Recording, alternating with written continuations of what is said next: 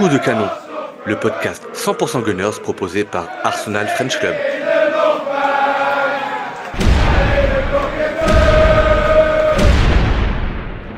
Bonjour à tous et bienvenue dans le podcast Coup de canon, un podcast proposé par Arsenal French Club. Arsenal jouait aujourd'hui contre Manchester City et se devait de gagner pour soutenir le rythme des Reds de Liverpool qui engrangent point sur point et le 5 sur 5 depuis le début de la saison. On a assisté à un match, je dirais, curieux, effectivement, avec une grosse variété dans les demi-temps. Mais avant de rentrer dans le détail du match et de présenter le participant du podcast qui sera avec moi aujourd'hui, je vais juste préciser une petite chose. Effectivement, aujourd'hui, Raoul et les autres euh, participants de l'association, ceux qui participent au podcast, les rédacteurs, ont pu assister au match tout simplement dans les locaux de Canal+, en compagnie de supporters de Manchester City. Vous pourrez suivre leurs aventures sur les réseaux sociaux. On en reparlera rapidement à la fin de ce podcast, mais ça explique qu'aujourd'hui, je vais animer ce podcast et je vais être accompagné d'un fan d'Arsenal et qui tient la page Arsenal.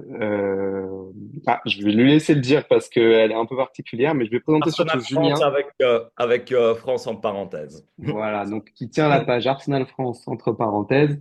Et c'est Julien qui va participer avec moi à ce podcast et avec qui on va échanger de ce match entre Manchester City et Arsenal qui a donné un partout. Salut Julien! Hello à tous. Bonsoir à tous. Et pour ceux qui sont en décalage horaire, au contraire, bonjour à tous. Exactement, c'est vrai qu'on enregistre juste après le match. On On est est encore un peu peut-être dans l'émotion ou à chaud, ça c'est sûr, par contre. Ce qu'on va faire, c'est que on va parler un petit peu, moi ça m'intéresse, de la compo et avant de ensuite rentrer dans le déroulé du match. Mais avant ça, nos habitudes, on n'échange pas. On a notre moment passion, moment passion, comme dirait Méchad. Julien, est-ce que tu as un moment sur ce match qui t'a marqué, positivement, négativement, quelque chose voilà, qui ressort un peu du lot pour toi?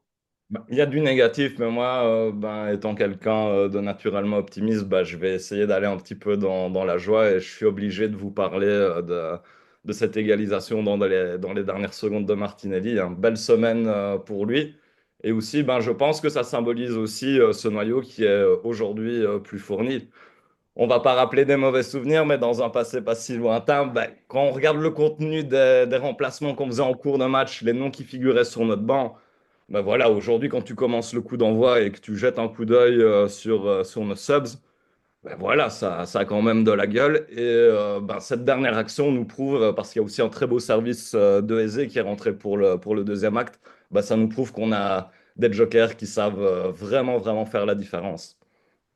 Ouais, c'est clair qu'on a franchi vraiment un palier sur ce sujet-là. Quand on regarde qui on peut faire rentrer aujourd'hui, c'est vraiment satisfaisant. On voit en tout cas les possibilités sont là, ce qui vrai n'était pas le cas les saisons passées.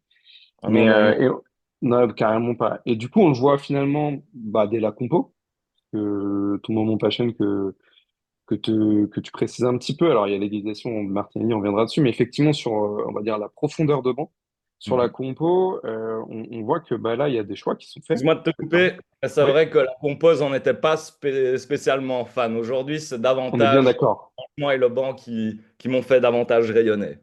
On est bien d'accord que sur la compo, il y a des choses à redire, mais on va rentrer dedans directement.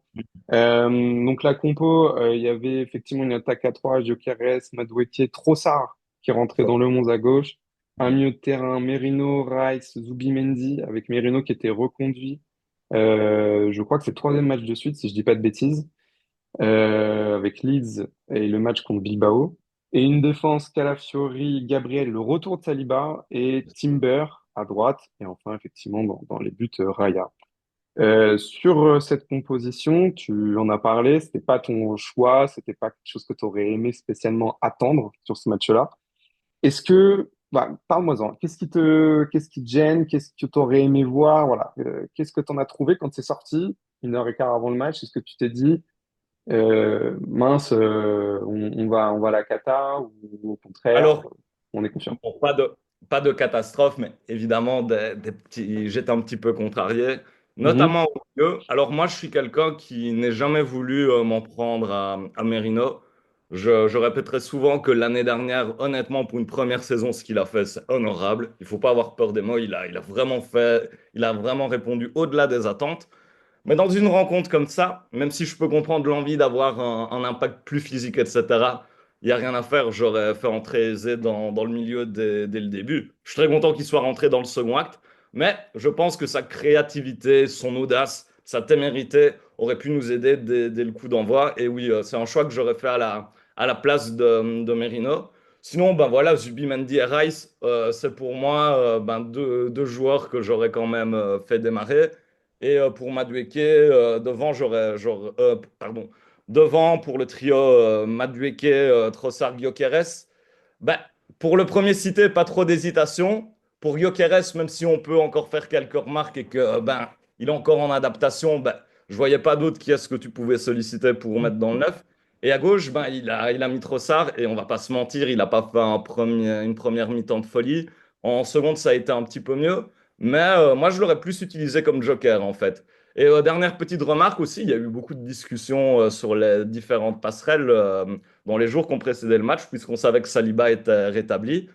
Et il y en a qui avaient émis l'hypothèse de maintenir Mosquera dans le 11 de départ. Un Mosquera qui, il faut le dire, a été une très très bonne surprise depuis que nous l'avons découvert.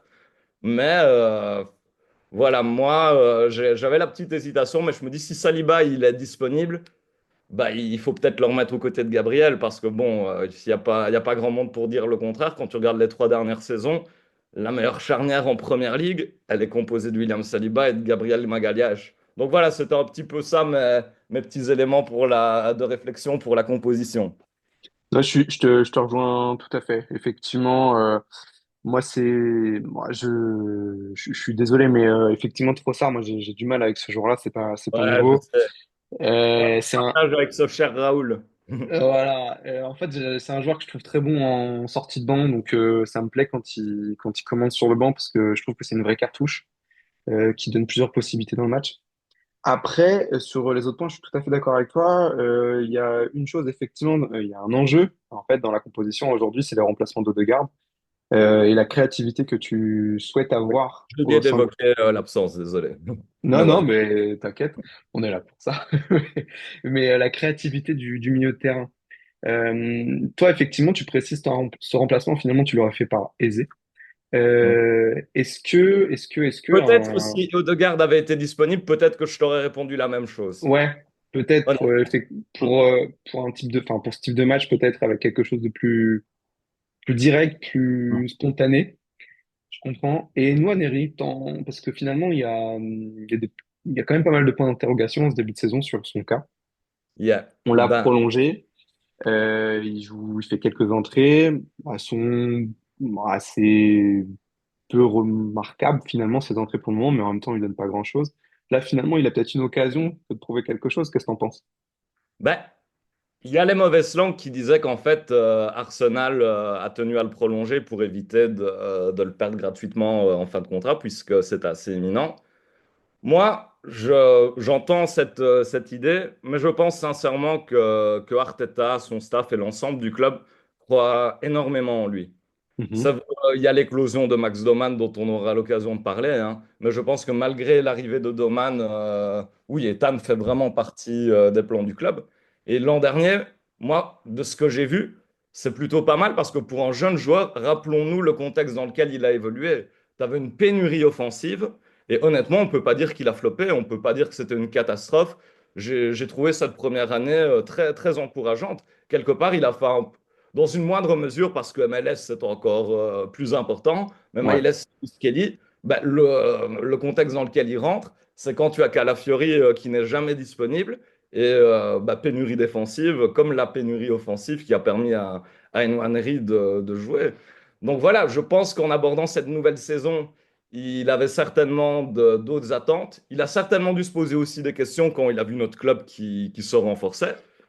Donc voilà, je pense qu'il y a eu des inquiétudes sur son temps de jeu. Il y a certains journalistes anglais qui disaient que c'est pas entré en ligne de compte dans les discussions. Moi, je pense vraiment que du côté d'Ethan et de ses représentants, bah, c'est un argument qui a vraiment été mis sur la table. Pas question de prolonger si on ne lui donnait pas une garantie sur son temps de jeu. Et dans les changements aussi, je remarque que l'année dernière, il était beaucoup utilisé comme joueur excentré, comme ailier. Et là, aujourd'hui, on a l'impression qu'il est vraiment considéré comme un joueur d'axe.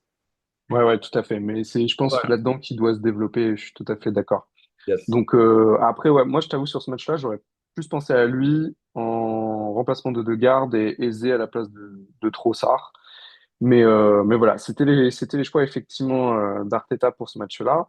Je Et peux si rajouter tu... juste un truc, Vas-y, vas-y, vas-y, dis-moi. et inconsciemment, bah voilà, j'avais en tête son entrée de l'année dernière quand Eh oui, Clan Rice va le mettre sur orbite avec ce splendide enroulé. Bah, voilà, je m'imaginais un peu en super sub aujourd'hui. Malheureusement, ça ne ouais. s'est pas produit. Mais voilà, j'y ai Non, pensé. et puis entre-temps, Manchester City a changé de gardien. Ça aide bien aussi. Ça aide bien parce que l'année dernière, de mémoire, le gardien, voilà, c'était un peu compliqué ce match-là aussi pour lui.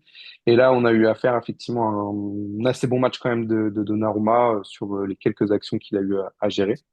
Moi, Et j'ai tout. ouais, Pardon. vas-y, dis-moi. Non, non, dis-moi, Julien. Bah, c'est quelqu'un qui a souvent été. Il y a eu beaucoup de remarques sur lui. Et avant cette campagne victorieuse de Paris, voilà, Mhm. il y a beaucoup de trucs négatifs qui ont été dits sur lui. Mais moi, quand je fais le bilan de toute sa carrière, ouais, je pense vraiment que c'est un des meilleurs gardiens du monde. Et honnêtement, je ne vois pas d'un bon œil son arrivée à City. Dès que j'ai vu qu'il allait à City, moi, ça m'a pas fait plaisir. Voilà. On Mais je voulais. verra, mais c'est un gardien qui est clivant, mais qui fait gagner. C'est vrai. C'est Voilà. ça qui est compliqué. Si tu veux bien, on va rentrer dans la première période de ce Mhm. match. Yes. Moi, je te propose de faire une petite lecture de la première période de mon point de vue. Et Mhm. après, tu rebondis un peu dessus, enfin, tu me coupes la parole ou pas, mais en tout cas, je te laisserai aussi avoir ton avis sur ce que tu as vu. Ok. Au début de match, moi, j'ai constaté que sur ce match, enfin, on faisait plutôt de bonnes récupérations. Je trouvais qu'on était plutôt là, vraiment Mhm. sur On les démarre dix fort. premières. De quoi? On démarre fort. On démarre fort sur les 10 premières minutes, on est présent, je trouve qu'on voilà, on a un autre niveau de jeu et on arrive à maintenir en fait le ballon dans le camp de City. On n'est pas dangereux, mais voilà, on est présent et c'est plutôt de bon augure. Par contre, effectivement, on prend très vite le but d'Haaland à la neuvième et ouais, c'est une récupération, enfin, ça cafouille. Par contre, voilà, Haaland, il fait un super, enfin, il joue super bien le coup, il lance Tijani Reinders et ils arrivent finalement à gérer le contre parce qu'ils récupèrent le ballon dans leur moitié de terrain. Ils remontent tout le terrain avec Reinders qui la donne finalement à Haaland dans la surface et qui marque de près. Par contre, sur cette action, moi, alors, c'est toujours un peu étonnant, mais sur des contres, ça fait mal et visuellement, c'est vrai que ça pique, hein. Mais on voit Gabriel qui est très très haut. Très, très, très haut. Alors, pressing, contre-pressing, envie d'aller de l'avant. Et on voyait que sur la première mi-temps, ils étaient présents. Donc, ça s'entendait. Mais vraiment très haut. Et autre chose aussi, j'ai pas revu l'action, mais je ne sais pas où est Calafiori. Je vais te répondre où il est. Je vais te Ouais. répondre où il est. Malheureusement, il est dans quelques secondes qui précèdent l'action et il fait un centre épouvantable qui est le cœur du truc, quoi. Donc voilà Et, où il est. et donc, Ah, finalement, en fait, je veux pas trop m'acharner sur lui. Il fait un gros début de saison, mais sur cette non, action, ouais. ouais, je le mets dans les coupables. Puis en plus, c'est pas un match kata qu'il fait. C'est Voilà. plutôt Je ne intéressant. pas Kata, mais sur cette action, Exactement. Et en plus, voilà, c'est un peu compliqué pour le coup parce que finalement, on a l'impression que c'est un temps fort qui est assez mal géré vis-à-vis du compte qu'on comprend. Enfin, voilà, c'est vraiment dommage. C'est vraiment, vraiment trop dommage. Et derrière, c'est très, très compliqué que de récupérer le ballon dans les pieds de City. On gagne des duels malgré tout, mais on a une créativité qui est totalement absente. On ne sait pas quoi faire du ballon. City joue bien, hein, c'est pas le souci, mais on a du mal à créer voilà quelque chose avec. Merino, bah, il est en train de passer à côté de son match, ou en tout cas, il n'est pas dans le rôle dans lequel il est bon. Et aussi, moi, je trouve, on a une autre défense qui laisse beaucoup trop d'espace. On est trop loin des attaquants adverses quand il y a justement sur le contre aussi, on le voit, mais aussi sur d'autres actions, ne serait-ce que sur certains centres, on les empêche pas de centrer en fait, finalement. et Et contre. et après aussi, on voit, hein, dès qu'on arrive à enchaîner trois quatre passes, avec très peu de touches de balle, tout de suite, on va de l'avant. Donc en fait, on se dit finalement, c'est compliqué. On a du mal, c'est bien en place, mais on arrive à les déstabiliser très ponctuellement. Mais une fois qu'on les déstabilise, on ne sait pas quoi faire. Et c'est critique en fait. Et c'est là qu'on voit qu'on a vraiment un créateur qui nous manque.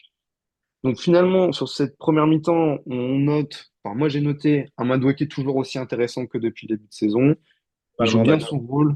Voilà, Et il j'avoue est, que je faisais partie des gens qui se sont demandé quoi quand on l'a recruté, mais honnêtement, c'est depuis bien, que hein. je le vois avec le maillot d'Arsenal, j'ai rien Ah à dire ouais. sur lui. Vraiment. C'est très bien. Et en fait, ça finit. On a très peu de prises d'initiative dans la première mi-temps, mais on finit quand même avec une belle action de Madueke, justement, qui va aller frapper en angle fermé sur Donnarumma, qui a la main ferme, comme on dit. Donc voilà.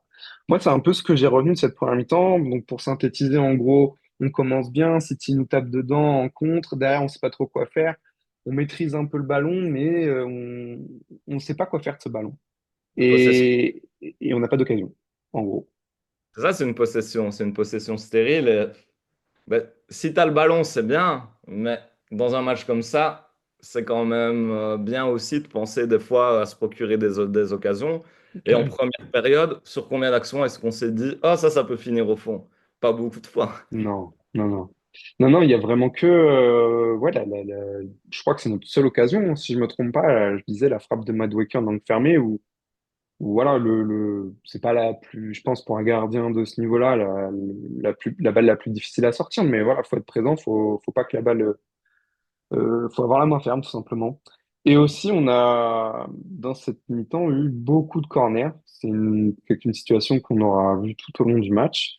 Corners qui nous sont souvent, enfin, avec lesquels on arrive beaucoup à travailler, beaucoup à marquer. Que ce soit en corner, on va dire, je dirais direct. Alors, pas le tireur qui la met directement, mais soit tireur, tête d'une personne dans la surface, ou alors également, on l'a vu sur le match contre Leeds, pardon, des ballons relâchés à l'entrée de la surface, où maintenant, on a des joueurs qui sont à l'entrée de surface pour mettre des tirs directement.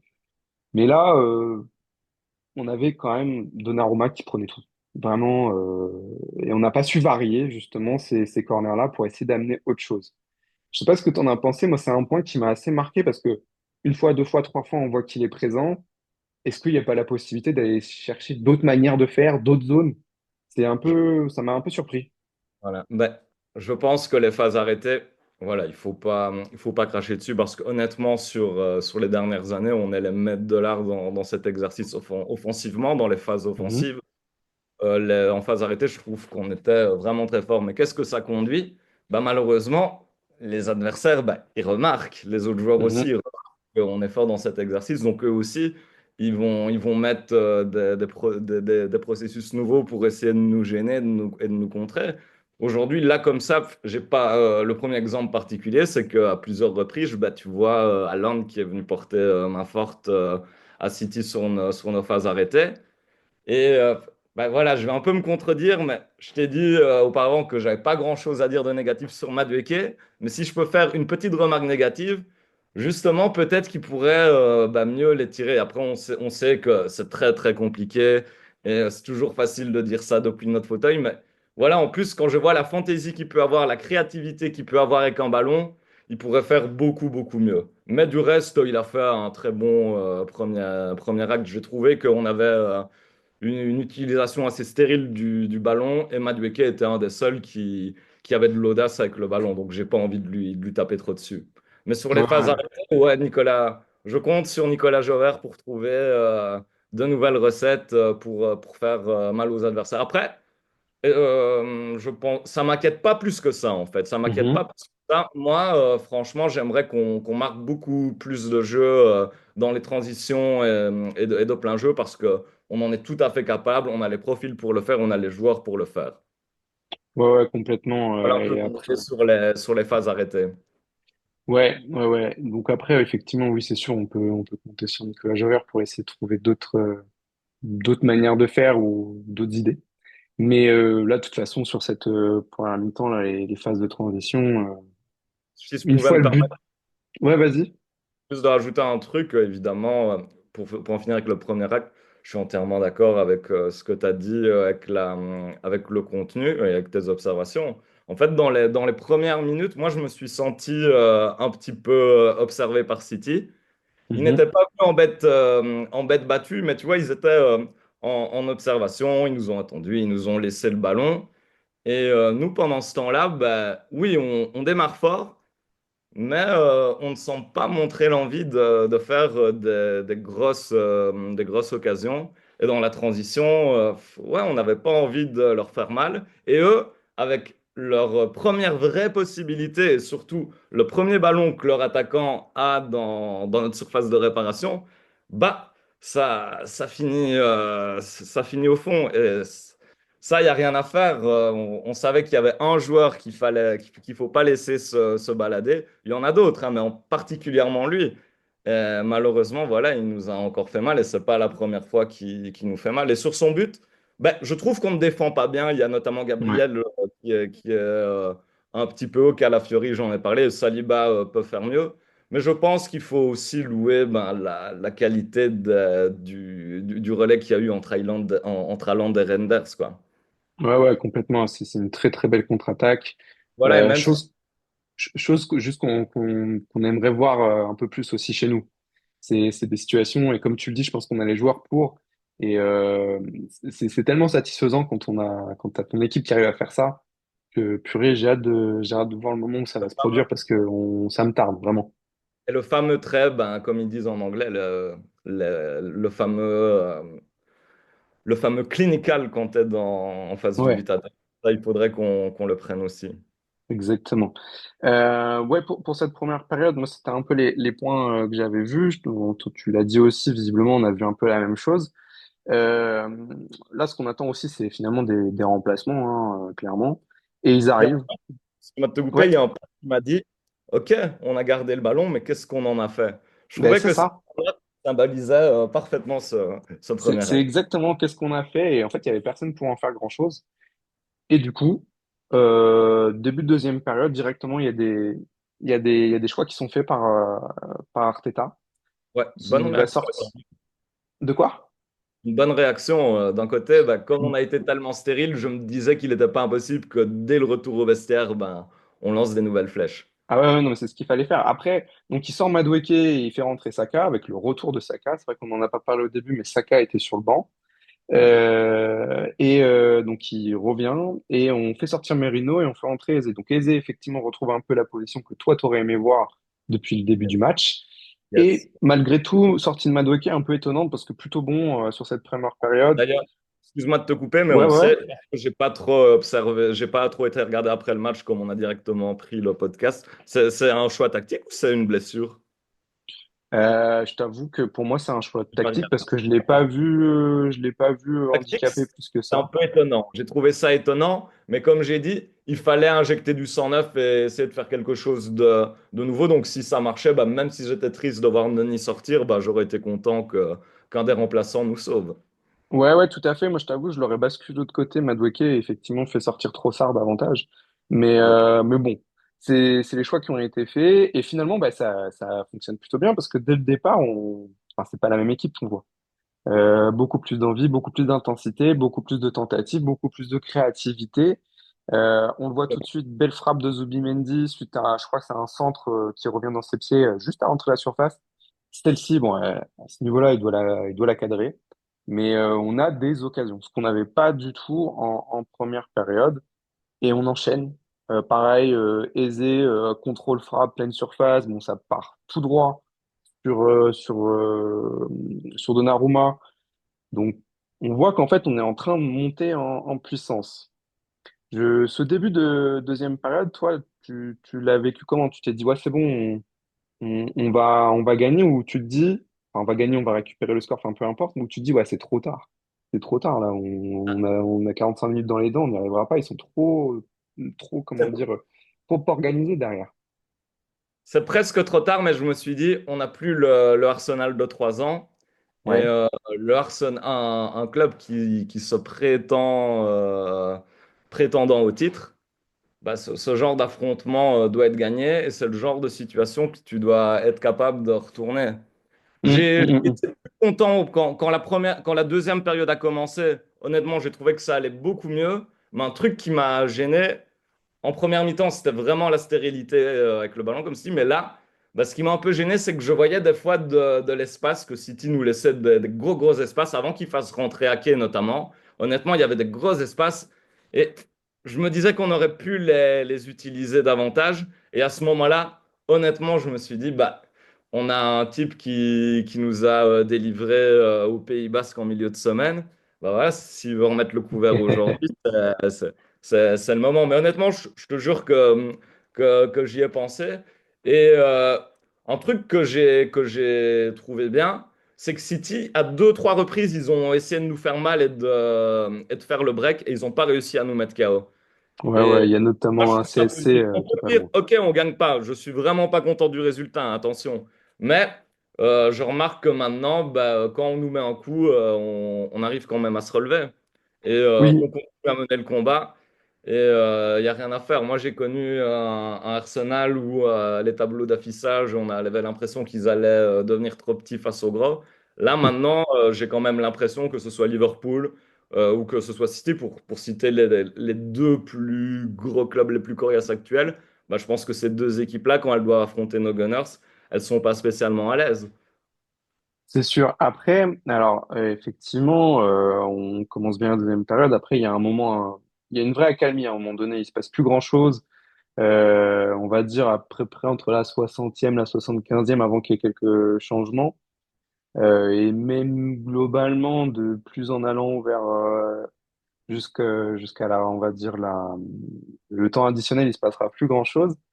Euh, Là, rapidement, moi j'aimerais te questionner sur un point Mhm, dis-moi. et on enchaînera avec tout mon passion parce que finalement ça va nous amener à ce but de Martinelli aussi.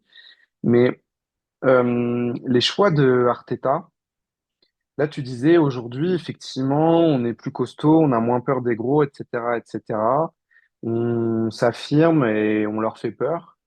Par contre, quelque part, je me dis, OK, mais quand on arrive avec un milieu Merino Rice Zubimendi qui est plutôt à tendance défensive et que on met, alors Trossard, peut-être pas notre meilleur joueur sur ce côté-là de manière générale, est-ce que justement on n'est pas encore pas suffisamment offensif, confiant, euh, peut-être exigeant, je ne sais pas.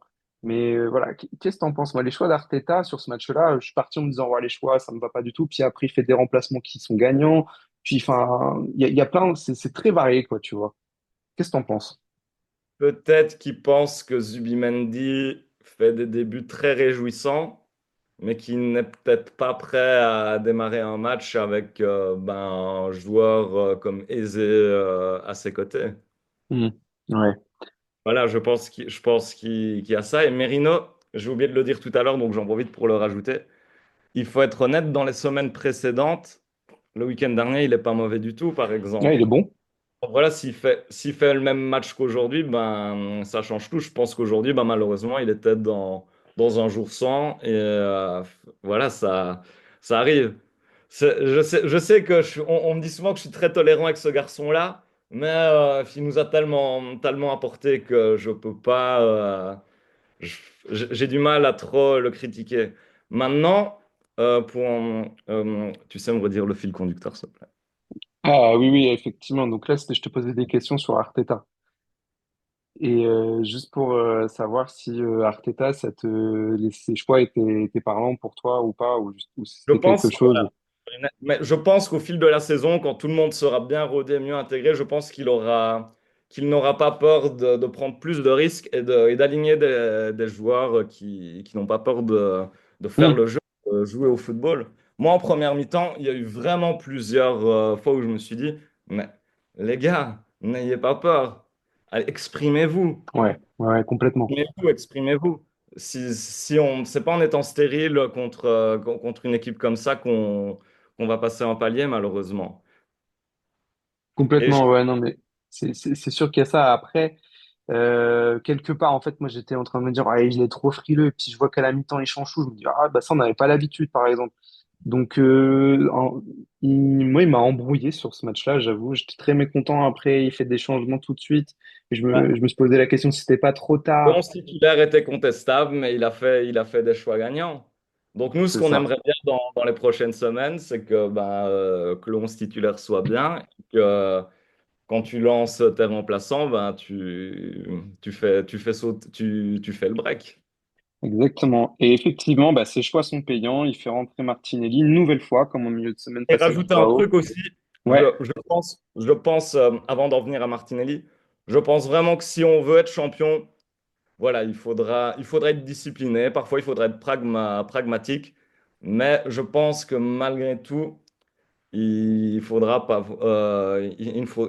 avoir peur de jouer au football, quoi. Voilà. ah, ben, on est bien d'accord. De toute façon, il y a plus de chances de gagner en jouant au Et football on en est qu'en capable, je mettant le le redis, on but. en est capable, on en est absolument capable, et je ne crois pas que le Arsenal qu'on a vu en première mi-temps, c'est le vrai visage de notre équipe, Mm. quoi.